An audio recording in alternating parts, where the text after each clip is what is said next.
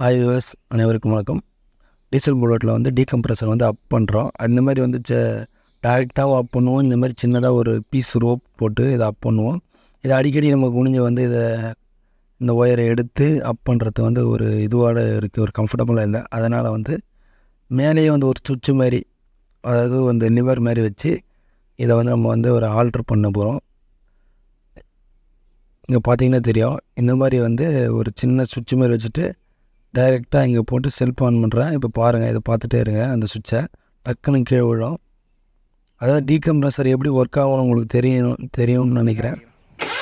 Self போட உடனே டீகம்ப்ரெசர் கீழே விழுந்துடும். அதே மாதிரி இது வந்து ஒரு ரோப் போட்டு அங்கேருந்து கனெக்ட் பண்ணி வந்திருக்கேன். அதுக்கு என்னென்ன தேவைன்னு பார்த்தீங்கன்னா, இது வந்து எக்ஸலுக்கான லிவர் தான். இது எக்ஸலுடைய சோக் லிவரு. ஒரு சின்ன பிளேட் வச்சுக்கிறேன் கனெக்டிங்காக. இதுவும் அந்த எக்ஸலுடைய ரோப் தான், சோக் ரோப்பு. இது வந்து பார்த்திங்கன்னா ஒரு பிளேட்டு, ஆரன் பிளேட்டு. இந்த பிளேட் வந்து எனக்கு கரெக்டாக இருந்தது. உங்களுடைய சப்போஸ் நீங்கள் இந்த மாதிரி செட் பண்ணுறீங்கன்னா உங்கள் வண்டிக்கு எந்த மாதிரி ஆல்ட்ரேஷன்றதை நீங்கள் தான் பார்க்கணும். இந்த பீஸ் வந்து இந்த கிளச் ஒயர்லேருந்து, பழைய ஓல்டு கிளச் ஒயர்லேருந்து எடுத்துக்கினேன். ஏன்னா இது வந்து கரெக்டாக அதில் வந்து இதில் இருக்கிற ஹோல்ஸில் வந்து நம்ம கிளச் ஒயர் வந்து கரெக்டாக வந்து அசம்பிள் ஆகும். அதுக்காக இந்த பீஸ் எடுத்துக்கினேன். பழைய மாதிரி வந்து டைட் பண்ணிடுறேன். இது பார்த்தீங்கன்னா தெரியும், இதுக்காக இது வந்து உள்ளே உட்காரத்துக்காக தான் இந்த பீஸை நான் எடுத்திருக்கேன், இந்த சோக் ஒயரு. இது வந்து நம்ம டீகம்ப்ரெசர் வந்து சப்போஸ் கீழே விழல, சரியான ப்ரெஷர் அதுக்கு கிடைக்காம கீழே விழலைன்னா இந்த ஃப்ரிங்கில் வந்து ஏதோ ஒரு ஃப்ரிங்கை வந்து நான் யூஸ் பண்ணிக்க போகிறேன். இதில் பார்த்திங்கன்னா வந்து இப்போ இது எப்படி வந்து அசம்பிள் பண்ணுறதுன்னு உங்களுக்கு காட்டுறேன். இது மேக்ஸிமம் உங்களுக்கு புரிஞ்சிக்கலாம். ஓரளவுக்கு இந்த மாதிரி ஒர்க் பண்ணியிருந்தீங்கன்னா உங்களுக்கு புரிஞ்சிக்கலாம். இது அடியில் ஒரு வாஷர் வந்து ஃப்ரீயாக வந்து அதை நம்ம லிவர் வந்து ஃப்ரீயாக போயிட்டு வரணுன்றதுக்காக ஒரு வாஷர் கொடுத்துருக்காங்க. இதில் வச்சு லாக் பண்ணிவிட்டு நல்லா இழுத்து உள்ளே வச்சு அழுத்தினீங்கன்னா லாக் ஆகிடும். இதில் வந்து என்ன பிரச்சனைனா, இப்போதைக்கு இது வந்து ப்ளே வந்து ரொம்ப கம்மியாக இருக்குது. நம்மளுக்கு வந்து ப்ளே வந்து அழுத்தினா வந்து அந்த லிவரை வந்து அப் பண்ணணும். அந்த ப்ளே வந்து இதில் கம்மியாக இருக்குது. அதுக்காக வந்து இது மேக்ஸிமம் கட் பண்ணுற மாரி வரும். சோக் ஒயரை வந்து கட் பண்ணுற மாரி வரும். இப்போ நான் அசம்பிள் பண்ணதை எடுத்துக்கிறேன். இந்த இடத்துல கட் பண்ணுற மாதிரி வரும். கட் பண்ணிவிட்டு உள்ளே கோத்துக்கணும் சோக் ஒயரில். இப்போ வாங்க பைக்கில் அசம்பிள் பண்ணுறத பார்க்கலாம். புல்லட்டில் இதில் வந்து கரெக்டாக வந்து இந்த இடத்துல வந்து இந்த டீசல் ஃபில்டருக்கு மேலே ஒரு ஹோல்ஸ் இருக்குது. அந்த ஹோல்ஸில் வந்து இந்த ஆரன் பிளேட்டுன்னு சொன்னோம் பார்த்தீங்களா, அதை வந்து அசம்பிள் பண்ணிக்கிறேன். இது தேவையில்லை இப்போ நம்மளுக்கு. இதை கழட்டி எடுத்துடலாம். இனிமேல் வந்து நம்ம குனிஞ்சு வந்து இதை எடுத்து ஆன் பண்ண தேவையில்ல. செல்ஃபு போட்டாலுமே மேலேயே லிவர் இருக்குது, அதை ஆன் பண்ணி அழுத்திட்டு அப்படி செல்ஃபு போட்டால் பேட்டரியுடைய லைஃப்பும் வந்து இன்க்ரீஸ் ஆகும். இது ஜஸ்ட்டு ஒரு 100 ரூபா தான் செலவாச்சு. எக்ஸலுடைய ரெண்டுமே axle lever, choke lever, choke wire. அப்புறம் ப்ளஸ் வந்து இந்த பிளேட்டு வந்து ஒரு 30 ரூபா ஆச்சு எனக்கு, இந்த ஹாரன் பிளேட்டு. வேறு எதுவுமே செலவில்லை. இப்போ வந்து இதை வந்து செட் பண்ணியாச்சு. ஃபுல் டைட் பண்ணிக்கிட்டு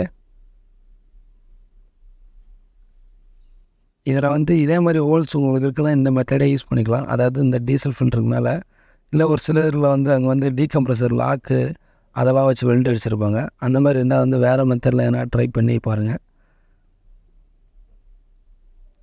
ஃபுல் டைட் பண்ணியாச்சு. ஆனால் நம்ம கட்டிங் பிளேயர் போட்டுக்கிட்டேன், ஏன்னா செட்டாக சுற்றுச்சு. இது வந்து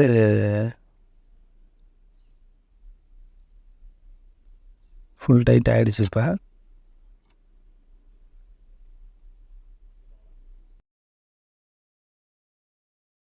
இப்போ வந்து பார்த்திங்கன்னா மேலேயும் டைட் பண்ணிக்கலாம். மேலே வந்து இது பார்த்திங்கன்னா எலக்ட்ரிக்கல் பைப்புடைய ஒரு இது அந்த சி டைப்பு கிளாம்பு.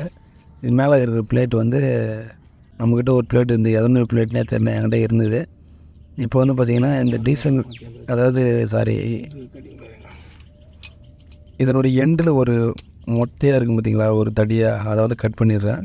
கட் பண்ணால் தான் வந்து இந்த இது வந்து ரோப் வந்து வெளியே உருவி எடுக்க முடியும்.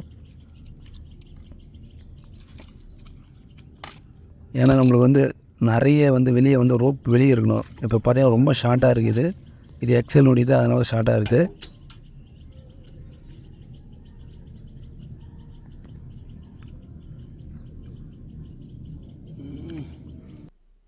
இது வந்து கரெக்டாக இப்படி உட்கார போகுதுங்க. ஆனால் வந்து இப்போ பார்த்தீங்கன்னா தெரியும், என்னென்ன பக்கம் காட்டுற மாதிரி ரொம்ப கொஞ்சோண்டு, அதாவது கம்மியாக தான் வெளியே வருது. இது வந்து கீழே வந்து நம்ம டீகம்ப்ரஸரை தூக்குற அளவுக்கு வெளியே இருக்கணும். ஃபஸ்ட்டு வந்து ரோப்பை உருவி எடுத்துடலாம் உள்ளேருந்து, திருப்பி கவுத்துக்கலாம், அது பிரச்சனை இல்லை. நான் இவ்வளோ கட் பண்ணியிருக்கேன், ஆனால் இதுவுமே தப்பு தான். நான் திருப்பியும் வந்து இன்னும் கொஞ்சம் எக்ஸ்ட்ரா கட் பண்ணேன். இப்போ வந்து அந்த குப்பியும் வந்து இது பண்ணி உள்ளே வச்சு அடித்தாச்சு. ஏன்னா அந்த குப்பி இருந்ததுன்னா நம்ம பிரியாமல் இருக்கும் ஒயரு.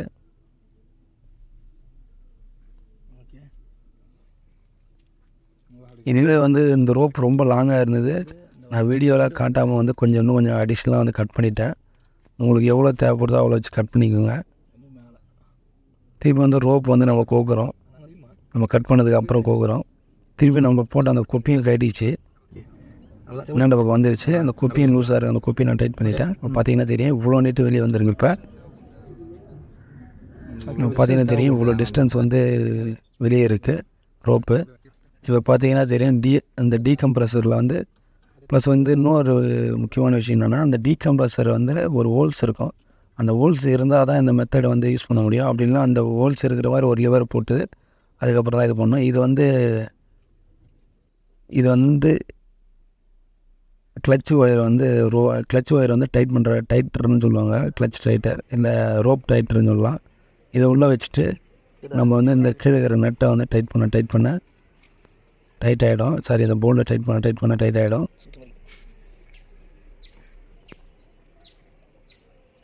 இப்போ பாருங்கள், இன்னுமே வந்து இங்கே பார்த்தீங்கன்னா தெரியும், இந்த எண்டை நான் வந்து ஷேக் பண்ணும்போது இங்கே வந்து தூக்குது பார்த்தீங்களா. இப்படி தான் இது வேலை செய்ய போகுது.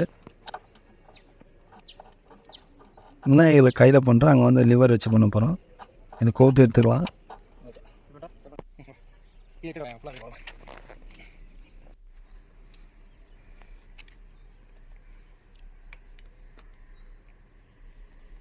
அவ்வளோதான், ஃபுல்லாக கோத்தாச்சு. இப்போ வந்து லிவரை வந்து செட் பண்ணிவிட்டு கனெக்ஷன் அதாவது இதை கனெக்ட் பண்ணி பார்த்துட வேண்டியது தான். இது ஆல்ரெடி செட் பண்ணுறது ஃபஸ்ட்லேயே இருக்கும். இப்போ அடிஷ்னலாக எதுலேயும் வந்து எப்படின்னு பார்க்கலாம். கீழே ஒரு போல்டு கொடுத்துட்டேன். இதை வந்து எதுக்கு நான் வந்து எக்ஸ்டெண்ட் பண்ணி வெளியே வைக்கிறேன்னா, அந்த ஒயர் வந்து ஸ்ட்ரெயிட்டாக இருந்தால் கொஞ்சம் ஃப்ரீயாக வந்து இந்த ரோப் போயிட்டு வரும். அதனால தான் ஒரு சின்ன பிளாக் கலர் பிளேட் வச்சு கொஞ்சம், அதாவது நம்ம ஹேண்ட்பேர்லேருந்து கொஞ்சம் வெளியே வர மாதிரி செட் பண்ணியிருக்கேன். இப்போ இந்த மொட்டையாக இருக்குது பார்த்திங்களா இந்த ரோப்பில், அது வந்து ஒரு குழி இருக்கும். அந்த குழியில் வச்சு லாக் பண்ணிவிட்டு அதில் ஒரு ஷேப் இருக்கும், ஒரு சின்னதாக ஒரு வெட்டு பள்ளம் இருக்கும். அந்த பள்ளத்து அதனுடைய ஷேப்பில் உள்ளே வச்சு நீங்கள் அழுத்திங்கன்னா லாக் ஆகிடும். இல்லைன்னா வந்து உள்ளே போகாது. இப்படி இழுத்த மாதிரி லாக் பண்ணணும்.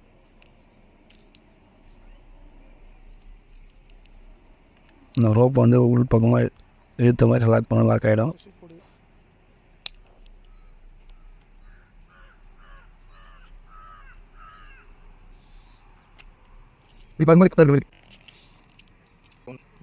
உள்ள போட்டு டைட் பண்ணியாச்சு. இந்த பிளாக் கலர் பிளேட் வந்து என்கிட்ட இருந்தது, எதனுடைய பிளேட்னு எனக்கு தெரில. இந்த வீடியோ எடுக்கிறதுக்கு முன்னே ஆல்ரெடி நான் ஒன்று அங்கே வச்சு மெஷர் பண்ணி இது இங்கே வரும்னு பிளான் பண்ணிவிட்டு அதுக்கப்புறம் வீடியோ எடுத்தேன். அது மாதிரி நீங்களும் என்ன வச்சுருந்தீங்கன்னா இந்த மாதிரி பிளான் பண்ணால் இதெல்லாம் வருமா அப்படின்னு அந்த இடத்துல எடுத்து வச்சு ஒரு அசம்ஷனாக வந்து திங்க் பண்ணிவிட்டு பண்ணுங்கள். இதுக்குன்னே ஒரு லிவர் ஒன்று விற்கிது. அது வந்து நான் ஆன்லைனில் பார்த்தேன், எங்கேயும் கிடைக்கல. மேபி அதுக்கு என்ன வாங்கினா சில்வரில் இருக்கும். அதை வந்து நான் செட் பண்ணுறதுக்கு மேக்ஸிமம் வாய்ப்பு இருக்குது. அந்த மாதிரி சப்போஸ் வாங்கி செட் பண்ணால் நெக்ஸ்ட் வீடியோ வந்து அதை வச்சு போடுறேன். இதை எடுத்துகிட்டு அப்படியே அதை அசம்பிள் பண்ணிப்பேன். பிரேக்குக்கு எந்த ஒரு டிஸ்டர்பன்ஸும் இல்லை. அது ஒரு டைம் செக் பண்ணிக்கிட்டேன். கிளச்சுக்கு எந்த டிஸ்டர்பன்ஸ் இல்லை, ஃப்ரீயாக போய்ட்டு வந்துச்சு. இப்போ பார்த்தீங்கன்னா தெரியும், இப்போ ப்ளே இங்கே பண்ண இங்கே ப்ளே ஆகுது. பட் ஆனால் ஃபுல்லாக வந்து அப் ஆக மாட்டுது, அதாவது ஃபுல்லாக தூக்க மாட்டுது. கொஞ்சம் வந்து கம்மியாக இருக்கிற மாதிரி ஃபீல் ஆகுது. அப்புறம் இவ்வளோ ஃப்ரீயாக இருக்குது. அதனால் இன்னும் கூட அந்த ரோப்பை வந்து லூஸ் பண்ணிவிட்டு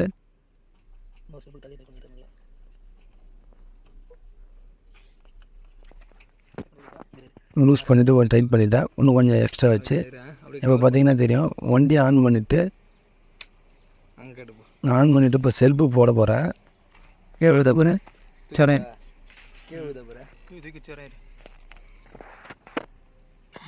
செல்ஃபு போட்டாலுமே வந்து பார்த்திங்கன்னா அது இந்த லிவர் வந்து கீழே இறங்க மாட்டுது. ஏன்னா வந்து அதுக்கான ஃப்ரீயாக வந்து இந்த ரோப் வந்து வர மாட்டுது. அதனால் அங்கே ஒரு ஃப்ரிங்கு வச்சா நல்லா இருக்குன்னு நினைக்கிறேன். ஃப்ரிங்கு வச்சா அதனுடைய டென்ஷனில் வந்து கொஞ்சம் தள்ளி விடும் டீகம்ப்ரெஸரை. புரியும்னு நினைக்கிறேன். அது ஆட்டோமேட்டிக்காக கீழே விழணுன்னா அதுக்கு ஒரு ஃபோர்ஸ் தேவை. அந்த ஃபோர்ஸ் அது எந்த ஃப்ரீயாக இருந்தால் அதுவே விழுந்துடும். இப்போ நம்ம ஒயர் போட்டு கட்டி வச்சுருக்கிறதால அது விழ மாட்டுது.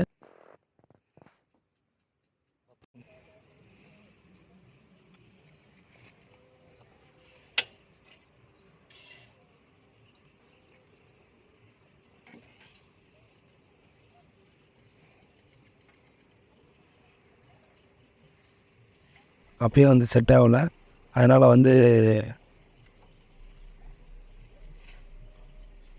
நான் சொன்ன மாதிரி அந்த ஃப்ரிங்கை போட்டு தான் ஆகணும். ஃப்ரிங்கை போட்டால் தான் வந்து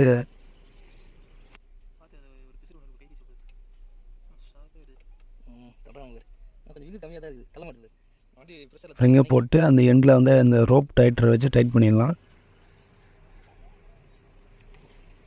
இப்போ என்ன ஆகுனா வண்டி வந்து ஸ்டார்ட் ஆகும்போது அந்த ஃப்ரிங்கும் வந்து கொஞ்சம் ரிலீஸ் ஆகும்போது அந்த வண்டி ஸ்டார்ட் ஆகும்போது அதுவும் விழ ட்ரை பண்ணும், லிவரை வந்து கீழே விழ ட்ரை பண்ணும். ப்ளஸ் அந்த ஃப்ரிங்கும் வந்து அது ஒரு அழுத்தம் மண்டையில். அதனால் நம்ம டீகம்ப்ரெஸருடைய லிவர் வந்து கீழே டக்குன்னு கீழே விழுந்துடும்.